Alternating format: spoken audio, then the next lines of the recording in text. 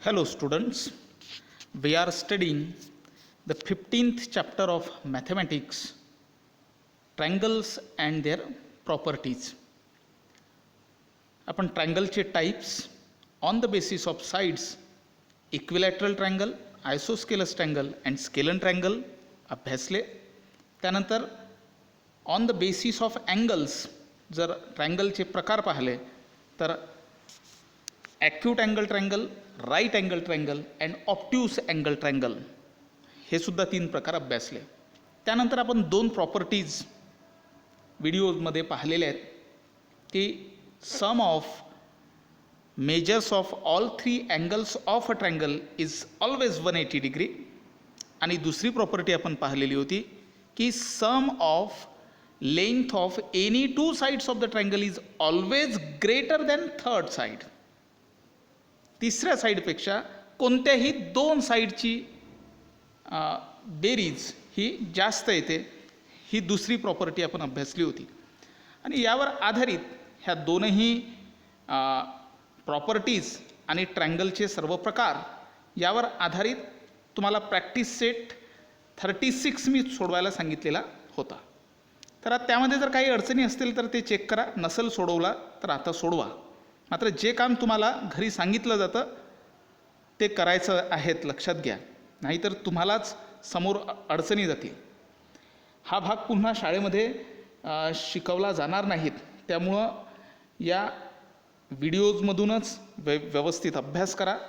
काही अडचणी असल्या त्या विचारत चला. तर आपण आता प्रॅक्टिस सेट 36मध्ये हा पहिला क्वेश्चन तुम्हाला इथे दिलेला आहे. अतिशय सोपा क्वेश्चन आहे.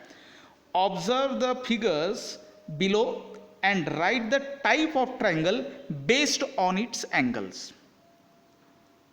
तुम्हाला फक्त ट्रायंगलचा प्रकार लिहायचा आहे आणि तोही अँगलच्या बेसवरचा लिहायचा आहे. आता अँगलच्या बेसवर, अँगलच्या आधारावर ट्रायंगलचे कोणकोणते प्रकार आहेत? 3 प्रकार आहेत, आपल्याला माहिती आहेत. Acute angle triangle, right angle triangle and obtuse angle triangle. ठीक आहे. तर इथे तुम्हाला फक्त तो ट्रायंगलचा प्रकार लिहायचा आहे. जसं आता हा पहिली फिगर तुम्हाला दिसत आहे, ट्रायंगल PQR. कोणती फिगर आहेत ही? Triangle PQR. त्यामध्ये हा अँगल Q जो आहे, हा जो अँगल Q आहे हा 90 डिग्रीचा आहे अँगल, आणि हा जो अँगल R आहे हा अँगल ॲक्यूट अँगल ट्रायंगल आहे, आपला ॲक्यूट अँगल आहेत. त्यामुळे इथे तुम्हाला ह्या फिगरमध्ये जर तुम्ही पाहिलं तर अँगल Q राईट अँगल आहेत, अँगल R हा ॲक्यूट अँगल आहेत, अँगल P सुद्धा हा ॲक्यूट अँगल आहे. म्हणजेच हा ट्रायंगल PQR हा कोणता ट्रायंगल झाला? एक अँगल जर राईट अँगल असेल तर तो ट्रायंगलच राईट अँगल ट्रायंगल असतो. त्यामुळे इथे खाली तुम्हाला लिहायचं आहे, इथे तुम्हाला खाली लिहायचं आहे की ट्रायंगल PQR इज, ही जी रिकामी जागा दिसते आहे तुम्हाला इथे लिहायचं आहे, triangle PQR is right angled triangle. Already लिहिलेलं आहे. तर राईट अँगल ट्रायंगल असं तुम्हाला त्या ठिकाणी लिहायचं आहे. त्यानंतर इथे जर तुम्ही पाहिलं दुसरी फिगर, आता आपण पाहू दुसरी फिगर पाहू. दुसऱ्या फिगरमध्ये हा ट्रायंगल XYZ दिसतो आहे, ज्यामध्ये अँगल Y, ज्यामध्ये हा जो अँगल Y आहे हा अँगल हा 120 डिग्रीचा, तुम्हाला 125 डिग्रीचा दिसतो आहे. म्हणजे हा अँगल 90 पेक्षा मोठा आहे. म्हणजे तो अँगलच, हा अँगल Y हा ऑप्ट्यूस अँगल आहेत. अँगल Z हा ॲक्यूट अँगल आहेत, अँगल X हा सुद्धा ॲक्यूट अँगल आहेत. मग ज्या ट्रायंगलमध्ये 3 पैकी एक अँगल जर ऑप्ट्यूस अँगल असतील तर तो ट्रायंगल हा ऑप्ट्यूस अँगल ट्रायंगल असतो, हे आपल्याला माहिती आहे. म्हणून या ठिकाणी जे खाली लिहायचं आहे, triangle XYZ is obtuse angle triangle. ठीक आहे. त्यानंतर तिसरी फिगर पाहू. ट्रायंगल LMN, यावरून हा ट्रायंगल कोणता असेल हे तुम्हाला लिहायचं आहे. त्यानंतर क्वेश्चन नंबर 2 पहा काय म्हणतो. Observe the figure. इथे सुद्धा आकृत्या 3 दिलेल्या आहेत, निरीक्षण करायचे आहेत. आणि तुम्हाला म्हटलं आहे की write the type of triangle based on sides. साईड्सच्या आधारावरच, आता साईडच्या आधारावर ट्रायंगलचे प्रकार तुम्हाला माहिती आहेत. Equilateral triangle, isosceles triangle and scalene triangle. तर तुम्हाला इक्विलॅटरल ट्रायंगल म्हणजे माहिती आहे, ज्या ट्रायंगलच्या 3ही साईड्स या इक्वल असतात त्याला आपण इक्विलॅटरल ट्रायंगल म्हणतो. मग आता ह्या पहिल्या फिगरमध्ये तुमच्या लक्षात येईल, इथे साईडचाच विचार करणार आहोत, इथे आपण अँगलचा विचार करत नाही. साईड ए बी पहा, साईड ए बी पहा. इथे तुम्हाला ए बीची लेंथ ही आयडेंटिकल मार्कने दिलेली आहे. तशीच आयडेंटिकल मार्क बी सीवरती सुद्धा आहे, तशीच आयडेंटिकल मार्क ए सीवरती सुद्धा आहेत. म्हणजे याचा अर्थ A B, B C, A C तीनही साईड या इक्वल आहेत. म्हणजे तो ट्रायंगल असेल इक्विलॅटरल ट्रायंगल. म्हणून इथे तुम्हाला लिहायचं आहे triangle A B C is equilateral triangle. ठीक आहे. याच पद्धतीने दुसरी फिगर पाहायची, ट्रायंगल डी ई एफ. त्यामध्ये आयडेंटिकल मार्क जर पाहिले तर वेगवेगळे आहेत. डी ईसाठी, ई एफसाठी आणि डी एफसाठी वेगवेगळे आहेत. म्हणजे तीनही साईड या डिफरंट आहेत. म्हणजे हा ट्रायंगल कोणता आहे ते तुम्हाला लिहायचं आहे. त्याचप्रमाणे यू व्ही डब्ल्यू हा ट्रायंगल पहा. इथे 3पैकी 2 साईड या इक्वल आहेत. यू व्ही आणि यू डब्ल्यू त्या 2 साईड इक्वल आहेत. हे आपल्याला आयडेंटिकल मार्क करून दिसत आहेत. तिसरी साईड ही डिफरंट आहेत. त्यामुळं ज्या ट्रायंगलमधल्या 2 साईड इक्वल असतात अशा ट्रायंगलला काय म्हटलं जातं हे तुम्हाला माहिती आहे. त्याच्या आधारावर ह्या ठिकाणी ट्रायंगल यू व्ही डब्ल्यू हा कोणता ट्रायंगल आहे हे तुम्हाला लिहायचं आहे.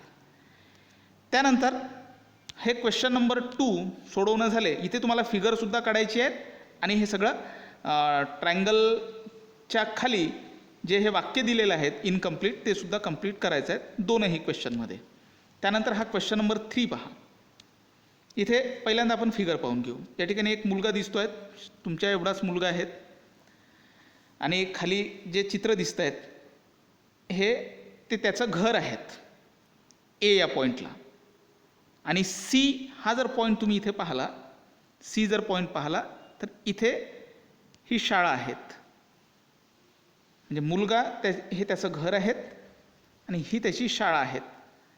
आता त्याला शाळेत जर जायचं असेल तर ए पासून बी पर्यंत जाण्याचाही रस्ता आहे आणि बी पासून सी पर्यंतही तो शाळेत जाऊ शकतो. म्हणजे सुरुवातीला ए पासून बी पर्यंत आणि नंतर बी पासून सी पर्यंत, बी पासून सी पर्यंत असा सुद्धा तो शाळेत जाऊ शकतो. हा एक मार्ग झाला. दुसरा मार्ग तो असाही शाळेत जाऊ शकतो. ए वर त्याचं घर आहे आणि सी वर शाळा आहे, तर तो सरळ ए पासून सी पर्यंत सुद्धा जाऊ शकतो. तर आता प्रश्न काय म्हणते हे जर आपण व्यवस्थित पाहून घेऊ. प्रश्न पहा, इथे काय म्हटलेलं आहे. As shown in figure, Avinash is standing near his house. काय म्हटलेलं आहे की अविनाश हा त्याच्या घराजवळ उभा आहे. He can choose from 2 roads to go to school.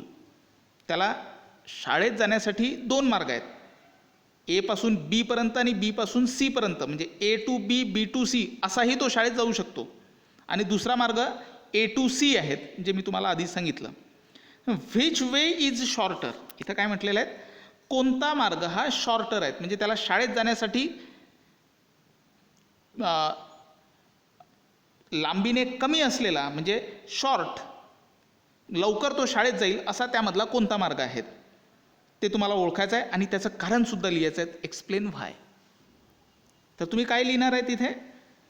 आता तुमच्या एक गोष्ट लक्षात येईल, त्याला ए टू सी सरळ या पद्धतीनं शाळेत जाणं हे जास्त सोयीचं आहे. ए टू बी आणि बी टू सी गेला तर इथे त्याला जास्त चालावं लागेल, वेळसुद्धा त्याला जास्त लागेल. मग तो ए टू सी हाच मार्ग का निवडेल याचं तुम्हाला कारणसुद्धा द्यायचं आहे. याचं कारण आपल्याला माहिती आहे की कुठलाही इथे ए बी सी हा ट्रायंगल तयार होतो, कुठलाही ट्रायंगल असो.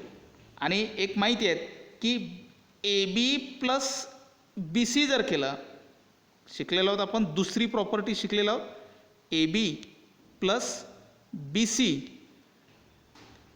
ए बी प्लस बी सी याची लांबी ही काय असेल, जास्त आहेत, ग्रेटर आहेत. कोणापेक्षा तर ए सीपेक्षा. बरोबर आहे. म्हणजे इथं आपण असं का म्हणतो आहे, कारण आपण दुसरी प्रॉपर्टी शिकलेलो आहोत की sum of length of any two sides of the triangle, A B आणि बी सीची जर बेरीज केली तर ती ऑलवेज ग्रेटर दॅन, ती जास्त असेल कोणापेक्षा, ए सी पेक्षा, is greater than A C. हे कारण आपण या ठिकाणी लिहू शकतो. म्हणजे कारण काय लिहू शकतो आपण, जी दुसरी प्रॉपर्टी अभ्यासली ते कारण आपण या ठिकाणी लिहू शकतो. आणि असं एक्सप्लेनेशनसुद्धा आपण देऊ शकतो की A B plus B C is greater than A C. ठीक आहे. या पद्धतीनं हा आपण आता दुसरा क्वेश्चनसुद्धा पाहिला. त्यानंतर आता आपण तिसरा क्वेश्चनसुद्धा पाहिला. आता आपण चौथा क्वेश्चन पाहू. इथे पहा काय म्हटलेलं आहे.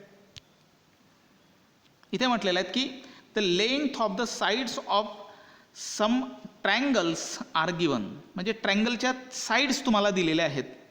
से what types of the triangle they are. कोणत्या प्रकारचे ते ट्रायंगल आहेत हे लिहायचं आहे. जसं आता इथे पहिला प्रश्न पहा काय म्हटलेला आहे.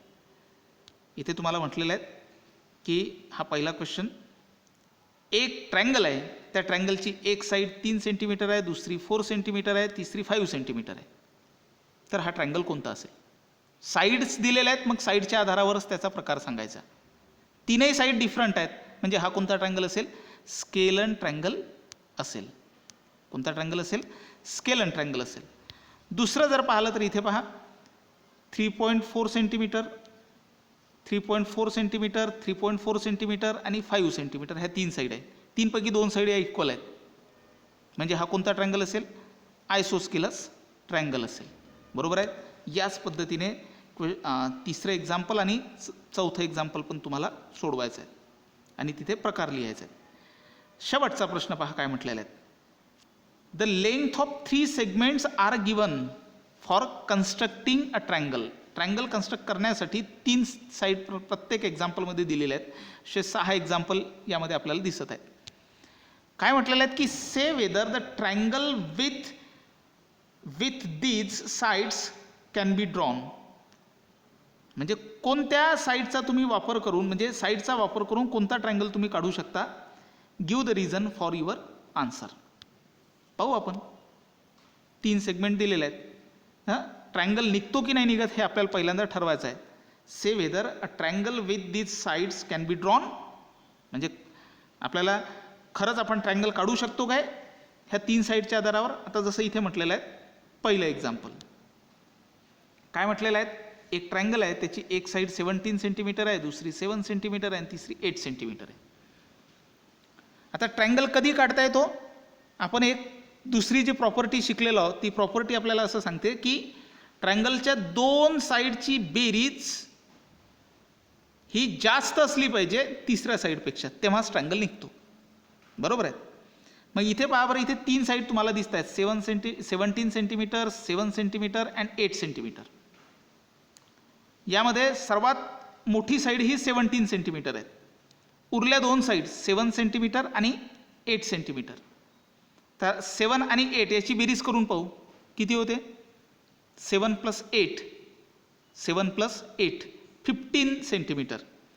आणि 15 सेंटीमीटर ह्या दोघांची जर आपण बेरीज केली तर ती मिळते आपल्याला 15 सेंटीमीटर. बरोबर आहे. आणि ह्या दोघांची बेरीज ही जास्त असली पाहिजे तिसऱ्या साईडपेक्षा. बरोबर आहे. म्हणजे हे 15 सेंटीमीटर आहेत बेरीज, 15 सेंटीमीटर ही मोठी असायला पाहिजे. मात्र आपल्याला लक्षात येते की 15 सेंटीमीटर लहान होतात, दोघांची बेरीज ही लहान होते आणि 17 सेंटीमीटर तिसरी जी साईड आहेत मोठी साईड ही जास्त मोठी आहेत. मग अशा वेळेस इथे आपल्याला ट्रायंगल कन्स्ट्रक्ट करता येणार नाही. बरोबर आहेत की नाही. कारण 2 साईडची, ही पहिली साईड ही दुसरी साईड, ह्या 2 साईडची बेरीज ही जास्त असायला पाहिजे. ती 15 सेंटीमीटरच येऊन राहिली आणि जी तिसरी साईड आहे ती ह्या दोघांच्या बेरजेपेक्षा ही मोठी येऊन राहिली. असं आपल्याला इथे ट्रायंगल अशा ठिकाणी कन्स्ट्रक्ट करता येत नाही. दोघांची बेरीज ही मोठी असायला पाहिजे होती. बरोबर आहेत. आणि तिसरी साईड ही या 15पेक्षा छोटी असायला पाहिजे होती. म्हणजे जर इथे 17 सेंटीमीटरच्या जागी जर 14 सेंटीमीटर असलं असतं तर हा ट्रायंगल कन्स्ट्रक्ट झाला असता. मात्र आता या ठिकाणी ट्रायंगल कन्स्ट्रक्ट होऊ शकत नाही. ठीक आहे. इथे तुम्ही तसं लिहू शकता. त्यानंतर त्यानंतर दुसरं जर एक्झाम्पल आपण पाहिलं 7 सेंटीमीटर 24 सेंटीमीटर 25 सेंटीमीटर, यामध्ये लॉंगेस्ट साईड आपल्याला दिसत आहेत, लॉंगेस्ट साईड आपल्याला दिसत आहेत 25 सेंटीमीटर. ठीक आहे. मग आता उरल्या दोन साईड 7 सेंटीमीटर अँड 24 सेंटीमीटर, याची बेरीज करा. 24 + 7 हे होतात 31 सेंटीमीटर. किती होतात? 31 सेंटीमीटर. आणि 31 सेंटीमीटर हे मोठे आहेत तिसऱ्या साईड या 25 सेंटीमीटरपेक्षा. म्हणजे इथे आपला ट्रायंगल कन्स्ट्रक्ट करता येतो. म्हणजे तुम्ही करा इथे लिहू शकता की yes we can construct triangle because 7 + 24 is equal to 31 centimeter and 31 centimeter is greater than 25 centimeter. म्हणजे इथे आपण वी कॅन कन्स्ट्रक्ट ट्रायंगल असं लिहू शकता. या पद्धतीने 2 एक्झाम्पल मी तुम्हाला सांगितले. इथे 6 एक्झाम्पल आहे. या पद्धतीने तुम्ही 3रं 4थं 5वं 6वं हेही एक्झाम्पल सोडवू शकता. आता मी हा तुम्हाला पूर्ण प्रॅक्टिस सेट समजून सांगितलेला आहेत. 5 क्वेश्चन आहेत. 5ही क्वेश्चन मी कसे सोडवायचे ते तुम्हाला सांगितलेले आहेत. बरोबर फिगर वगैरे काढायच्या आणि हा प्रॅक्टिस सेट सोडवला नसेल तर सोडवा. आता काही अडचण असायला नको.